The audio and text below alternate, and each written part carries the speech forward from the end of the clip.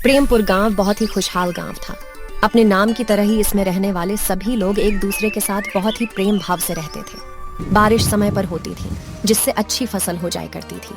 अगर कोई रोग बीमारी आती भी तो जल्दी ही लोग उससे छुटकारा भी पा लेते थे। सभी जगह खुशहाली ही खुशहाली थी और इस खुशहाली की वजह थी प्रेमपुर गांव में बना दुर्गा माँ का मंदिर। उस मंदिर में दुर्गा माँ की भव्य मूर्ति थी।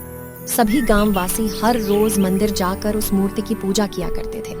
एक दिन गांव का मुखिया सबसे कहता है, गांव वालों मेरी बात ध्यान से सुनो। सालों साल चली आ रही परंपरा के अनुसार इस साल भी हम सब गांव वाले माता के मंदिर में बड़े धूमधाम से भव्य जागरण करेंगे।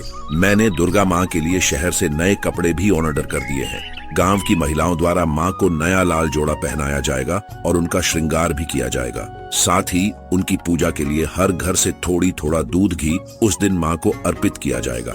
समझे, अपने गांव पर दुर्गा माँ की विशेष कृपा है, इसीलिए सभी उस रात जागकर दुर्गा माँ का जागरण करेंगे। जागरण की तारीख आज से ठीक 1 महीने बाद की निकली है। अब चिंता मत कीजिए मुखिया जी, हर साल की तरह इस साल भी हम माता का जगराता बड़े धूमधाम से करेंगे। सभी गांववासी जागरण वाले दिन का बड़ी बेसब्री से इंतजार कर रहे थे। लेकिन जागरण से ठीक 20 दिन पहले की बात है। आधी रात का समय था। तभी गांव की रहने वाली सबसे बुजुर्ग महिला सावित्रिका की अपने हाथ से ढोल पीटती हुई और चिल्लाते हुई घर से बाहर आई। गांव वालों जल्दी बाहर आओ, बहुत बड़ा अनर्थ हो गया है। अरे जल्दी बाहर आओ। ढोल की आवाज सुनकर सभी लोग बाहर आए। उसके बाद काकी ने जो लोगों को कहा उसे सुन सभी गांव वाले हैरान रह गए कि भला ऐसा कैसे हो सकता है कि हमारी दुर्गा माँ जंगल के बीचों बीच बने उस बरगद के पेड़ के नीचे कैद हो। और हमारी माँ तो काफी शक्तिशाली है। चलो माना कि वो उस पेड़ के नीचे कैद है, लेकिन वो तो स्वयं भी बाहर आ सकती है ना।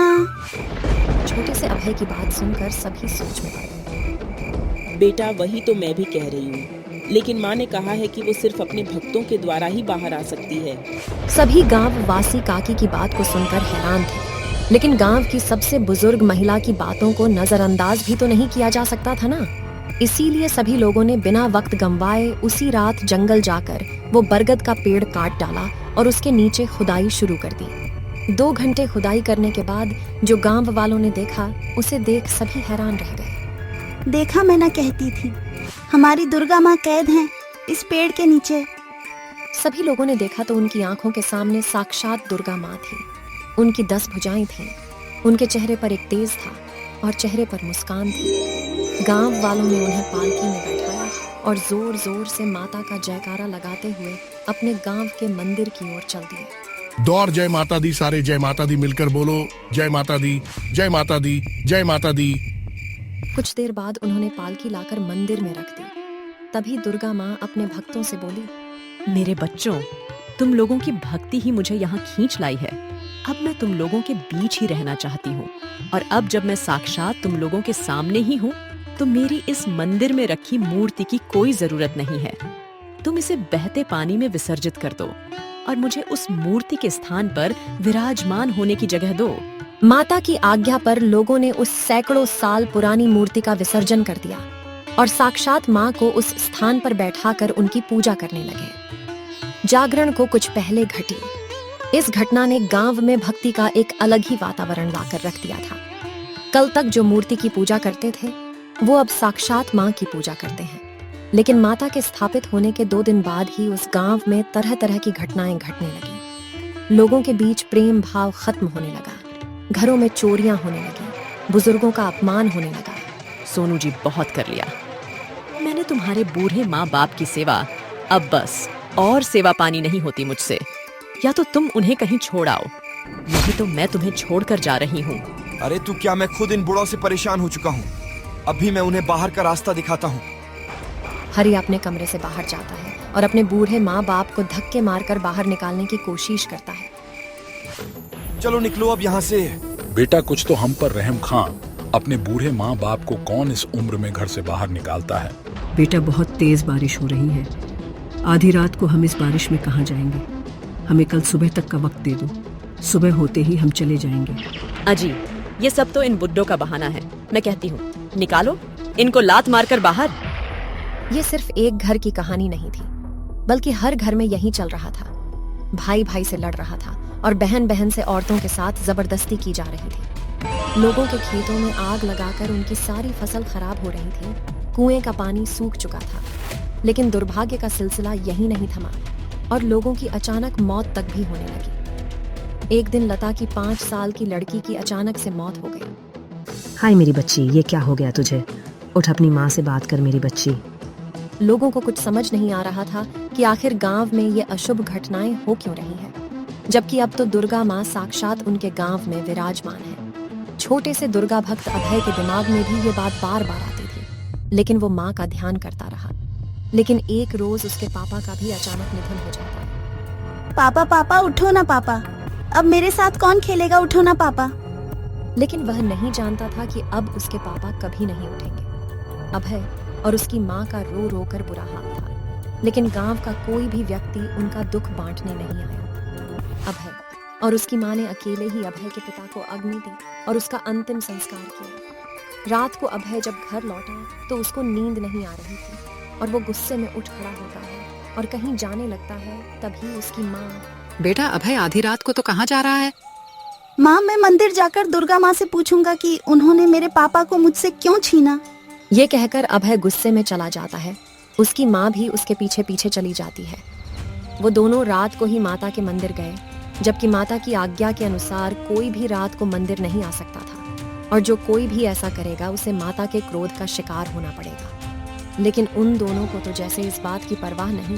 वो दोनों जब मंदिर पहुंचे तो वहां का नजारा देखकर थर थर कांपने लगे। वहां माता तो थी ही नहीं, बल्कि एक भयानक राक्षसी थी। उसके 4 हाथ और 2 सर थे। उसका शरीर भयानक काले रंग का था और बड़े बड़े नुकीले दांत थे। उनको देख राक्षसी बोली, कौन हो तुम और इस वक्त यहाँ क्यों आए हो? नहीं नहीं, आप बताइए, आप कौन हैं और हमारी दुर्गा माँ कहाँ है?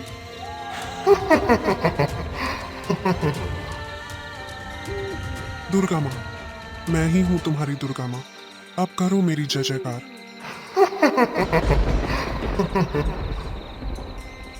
वो राक्षसी का थी।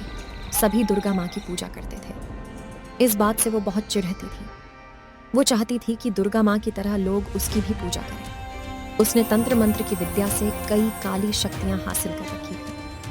उसने अपनी शक्तियों से सावित्री काकी के शरीर में प्रवेश किया और लोगों से झूठ कहा कि माता बरगद के पेड़ के नीचे कैद है। उसने ही ये सारी माया रची थी और वहीं उस पेड़ के नीचे कैद थी। अब मैं इस गांव की माता हूँ और अब तुम सब सिर्फ मेरी ही जय जयकार करोगे। ये सब मेरी ही रची हुई माया थी जिसमें तुम सब बेवकूफ फंस गए।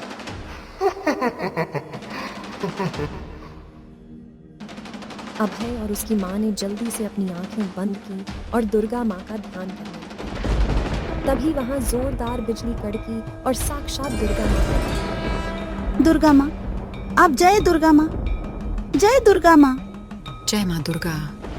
अच्छा, तो तू यहाँ भी आ गई। चल, अब जैसे मैंने तेरी मूर्ति का विसर्जन किया वैसे ही अब तेरा भी खात्मा कर देती हूँ।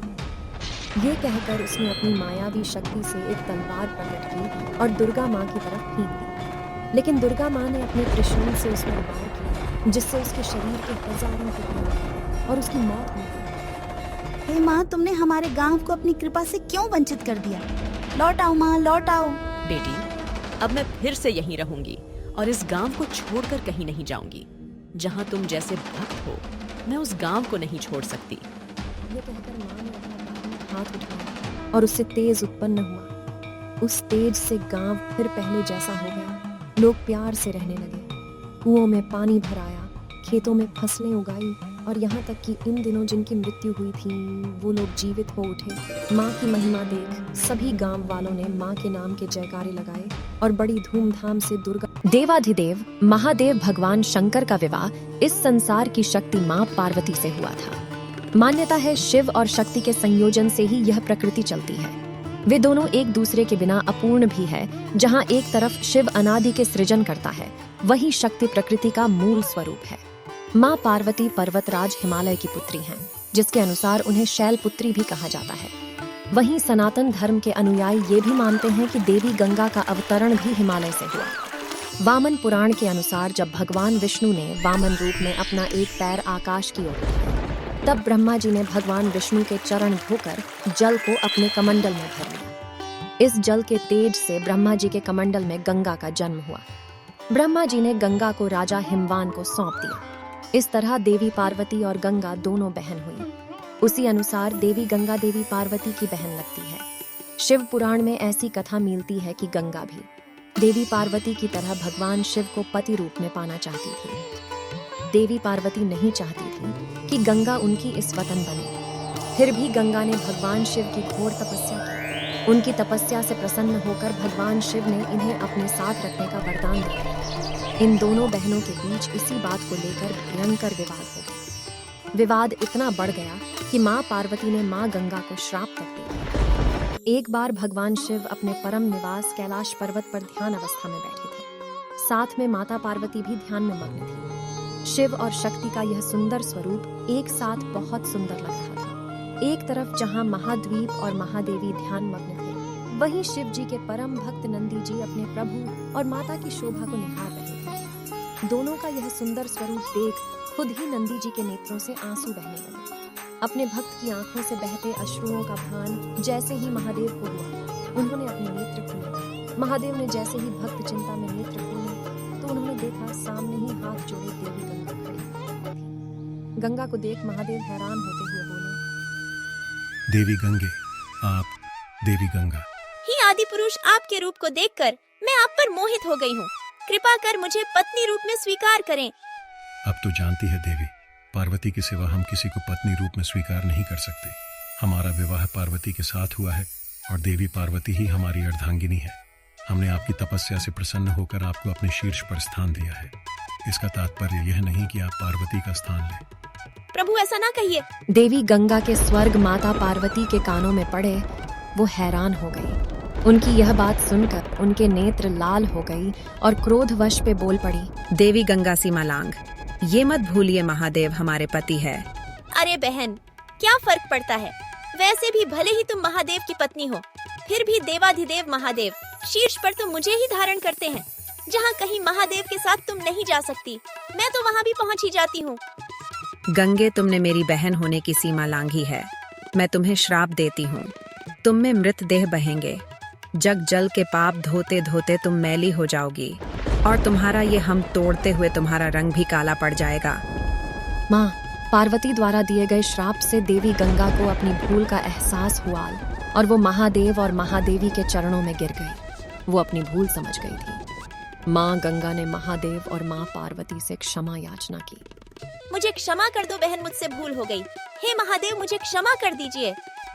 हे गंगे, श्राप को वापस नहीं लिया जा सकता, पर तुम्हारे पश्चाताप से प्रसन्न होकर हम तुम्हें श्राप से मुक्ति देते हैं। हे गंगे, तुम जनमानस के पापों से दूषित अवश्य होगी, पर संत जन के स्नान से तुम्हारी शुद्धि तुम्हें वापस प्राप्त होगी। भगवान शिव ने माँ गंगा को प्रसन्न होकर आशीर्वाद दिया। इसके बाद से ही गंगा में स्नान करने से पाप धुलने लगे। तब से ही लोग गंगा में स्नान करने के लिए दूर दूर से आते हैं और भूल चूक में हुए पापों से मुक्ति पाते हैं। भगवान शिव की जटाओं में निवास करती है माँ गंगा और शिव जी की जटा। नमस्कार दोस्तों, आज हम आपको भगवान विष्णु के सबसे पहले अवतार के बारे में बताएंगे। भगवान विष्णु के 10 अवतारों में से सबसे पहला अवतार है मत्स्य अवतार। विष्णु पुराण में कथा है कि चैत्र मास की शुक्ल पक्ष की तृतीया तिथि के दिन ही भगवान विष्णु ने मत्स्य अवतार लिया था। सतयुग के आरंभ में सत्यव्रत नाम के एक विख्यात राजर्षि थे। वे अपने पुत्र को राज्यभार सौंपकर स्वयं तपस्या करने वन में चले गए। एक दिन राजर्षि सत्यव्रत नदी में स्नान करके तर्पण कर रहे थे। इतने में ही जल के साथ एक छोटी सी मछली उनके अंजलि में आ गई। राजा ने जल के साथ ही उसे फिर से नदी में डाल दिया। तब उस मछली ने बड़ी करुणा के साथ राजा से कहा, राजन, मेरी रक्षा कीजिए। आप जानते ही हैं कि जल में रहने वाले बड़े जीव अपने से छोटे जीवों को खा जाते हैं, फिर आप मुझे इस जल में क्यों छोड़ रहे हैं?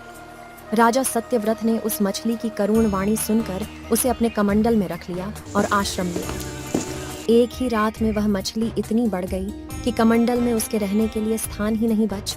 तब वह राजा से बोली, राजन, कमंडल में मेरा निर्वाह नहीं लिए कोई बड़ा सा स्थान ठीक कीजिए। तब राजर्षि सत्यव्रत ने उस मछली को कमंडल से निकालकर एक पानी के मटके में रख दिया, पर 2 घड़ी में ही वह वहां भी बढ़कर 3 हाथ की हो गई। फिर उसने राजा से कहा, राजन, ये मटका भी अब मेरे लिए छोटा है।